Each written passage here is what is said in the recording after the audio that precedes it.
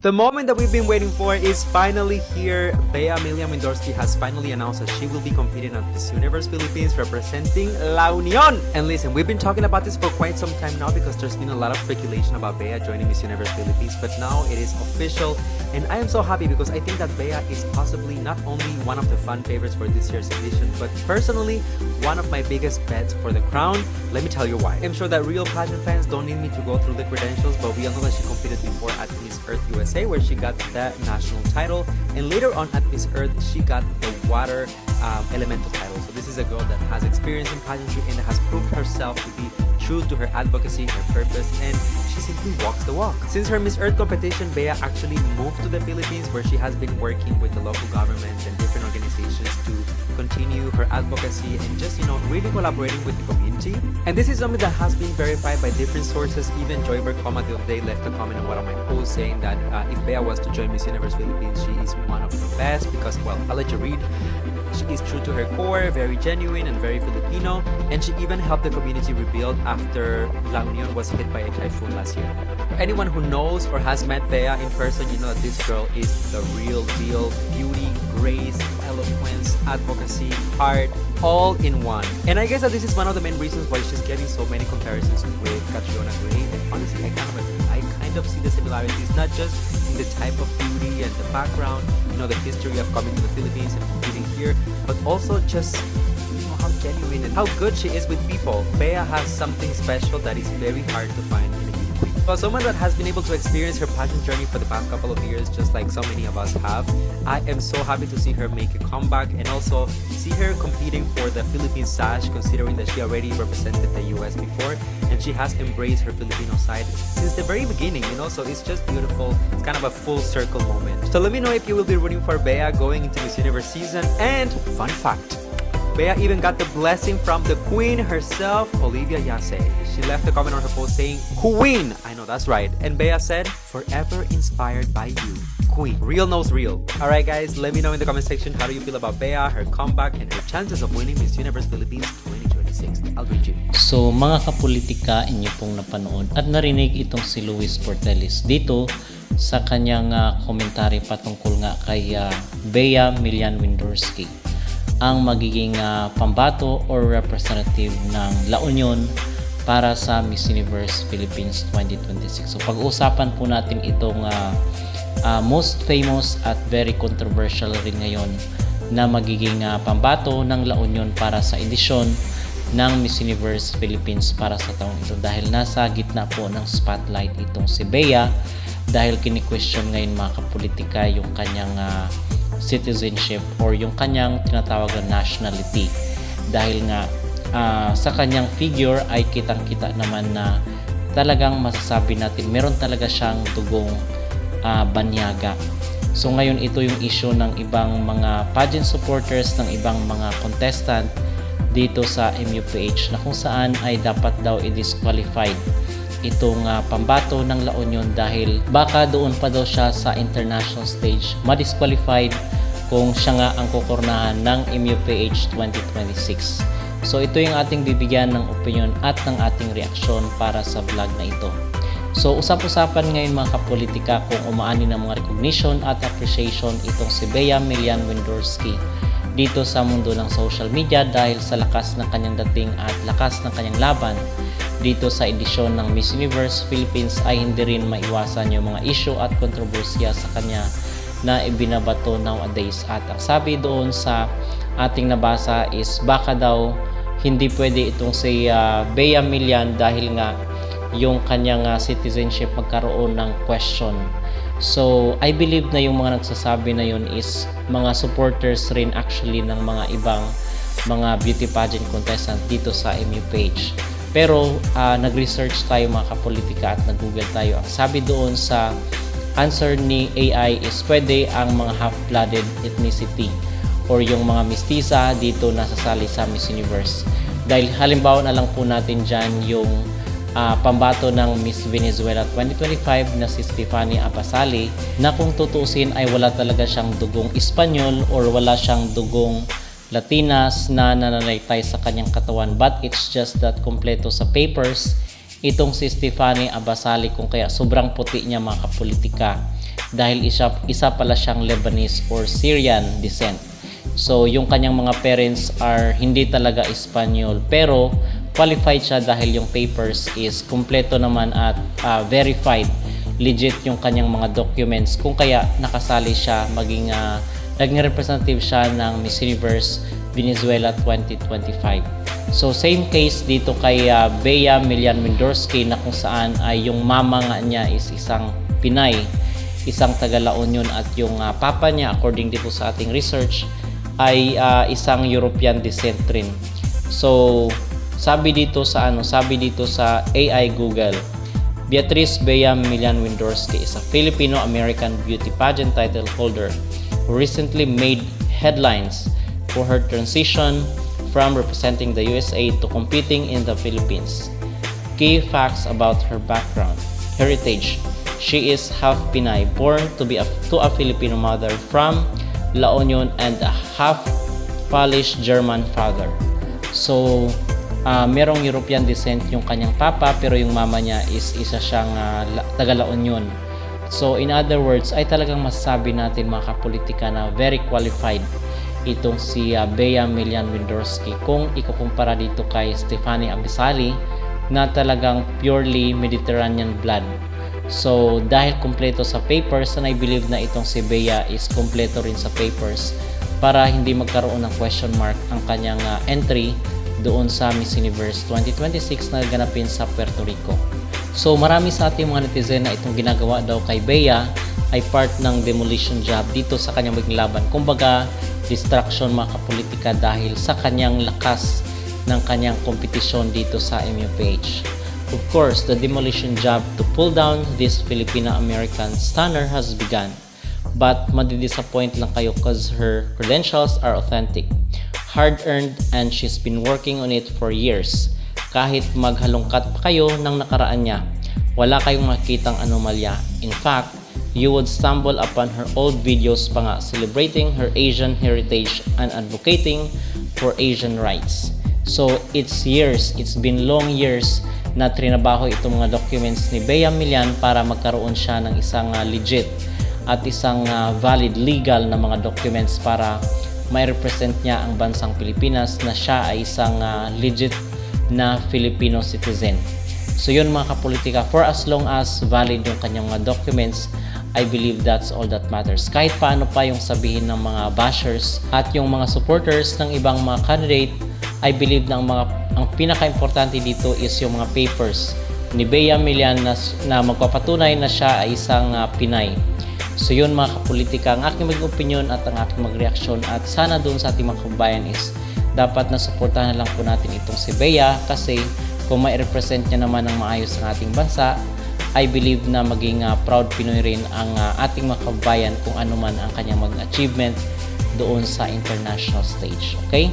So yun mga kapolitika, at on the other hand naman is marami rin namang mga Filipino netizen dito sa social media ang pinagtatanggol itong si Bea Milian dito sa mga bashers, at ngayon pa lang is early demolition job yung kailang mga ginagawa. Kung kayo ang tatanungin mga kapolitika, ano po ang masasabi dito sa mga nagka-question sa legalities ng entry ni Bea Milian or kanyang citizenship sa pagsali sa MUPH 2026? Mag-comment down below at huwag kalimutang mag-like at mag-subscribe na rin kayo para updated kayo sa ating mga latest issue. Hindi na natapos ang kwento.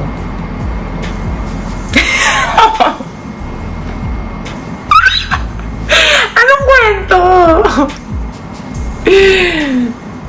Okay, nasan na ako nun? Oh my God, kaya ayoko nagla-live. Nakikita niyo ang kapansanan ko. Oh my God. Ayoko na. Okay, sakit ko rin yan. For example, naglilinis ako. Linis lang ng CR. Maya-maya, malapit na ako matapos. Iiwanan ko yan. Iiwanan ko yan. Pupunta ako ng kwarto para magtupi ng damit. Ganon yung sakit ko. Ano ba yan? Short-term attention span. Ha? Ano daw? Anyway, ano na yung kwento ko? Kasalanan niyo to kasi. Kung ano-ano kasi kinukomment niyo. Yan. Binabasa ko lang naman. Asan na ako? Wait lang. Lagyan niyo yung ano. Nasan na ako sa kwento? Grabe, ang natatandaan kong kwento about nung nag-Indonesia ko. Ano ba kwento ko?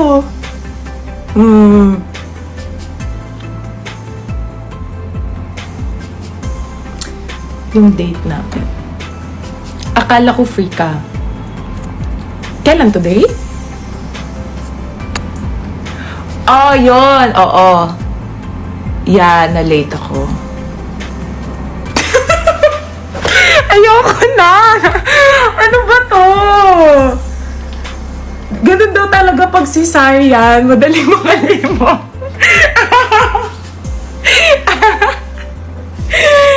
Ang init ng mata, oh. Antok pa ako, pero I could not sleep. ADHD ba tawag? Hindi. Sakit yan ng mga cesarean. Madali mo kalimot. Anyway. So, yun. Yeah. Late? Late ako? Yes, late ako. Late ako nung dating kay Muham. Tama ba? Yes, okay. So, yes. Shoot namin the whole day for TET. Hindi na nga muna ako magbabasa ng comment. So, shoot namin yon the whole day ng TET. Tapos, I asked her if it's okay that I'm going to be late kasi nga, I did not know na we're going to have this shoot for a whole day. Tapos sabi niya naman, yes, I do understand. It's okay. Take your time. But, could we eat dinner? Because I'm really hungry right now. Tapos sabi ko, okay, I'm about to leave naman na this place. So, I think let's have dinner na lang. Tapos sabi niya, okay, sige. I hope to see you at 7. So, siguro yun, dumating ako. Not sure, I think not exactly 7 p.m. Pero yun yung sinet niyang time for us. Pero hindi naman ako super late. Siguro, I think about 15 minutes. So, nauna na siya dun sa place. And then, I actually requested for a Thai food.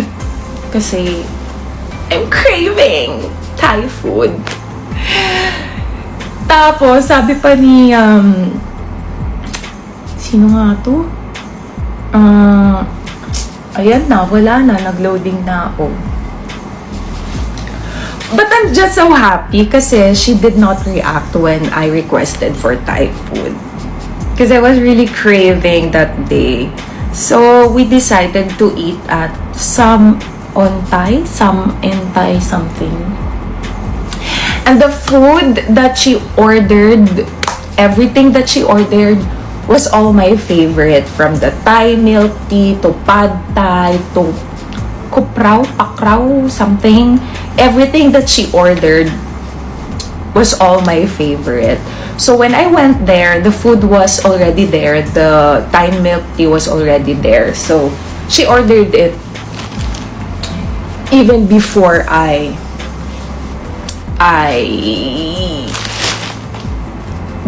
went there. So yeah, yun lang. Yun na. Yun ang kwento. So, we have so many chika. Kausap ko yung bata. Kasi, nadidistract ako sa comment kasi. Laban. Sarili. Kasalanan niyo to.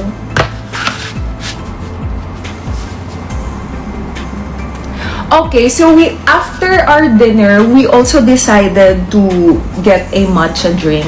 Even before that, we saw a photo booth. She actually saw it first. Tapos sabi niya, there's a photo booth. Let's try it. Tapos sabi ko, sige. So, yun. So, after that photo booth, we had a cute photo shoot. So, makikita niyo yun sa mini vlog. And after that, she booked a Grab going to this matcha place. It's really a beautiful matcha place. However, when we went there, it's almost closing time. So the only option available is to, have your drinks to, take out options only, since they're about to close now. Kasi parang na yun before 10 p.m. so around 9:40 something. So they did not allow us to stay there to have our drinks. So sabi ko, I think we have to find another matcha place. But the matcha places that we have found were about to close na rin. So we decided to go to her hotel. Yes, siya ang nagdala sa akin sa hotel. Okay? Hindi ako. Siya.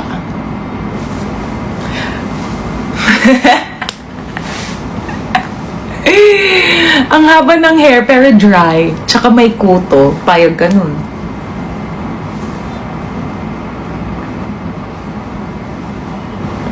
Kinabahan ka ba? Kinabahan ako.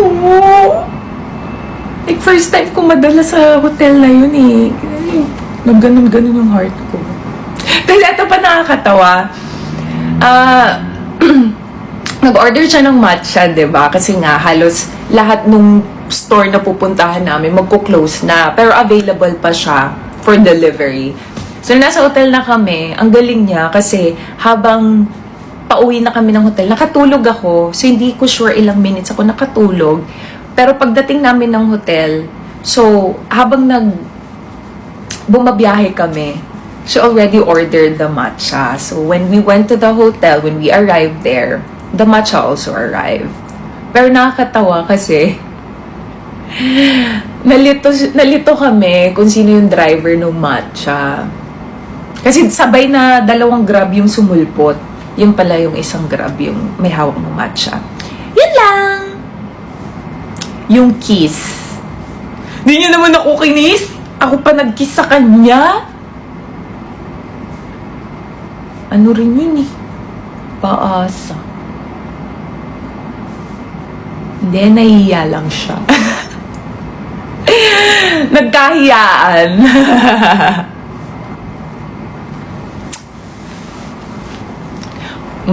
Kasi, pasabi-sabi pa. Kiss first. Kiss first. Nahiya yun. But anyway, napasobra na ang kwento ko.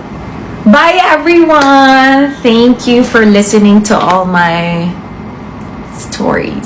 Sasabihin ko sana walang kwentang stories, pero may kwenta pala yun.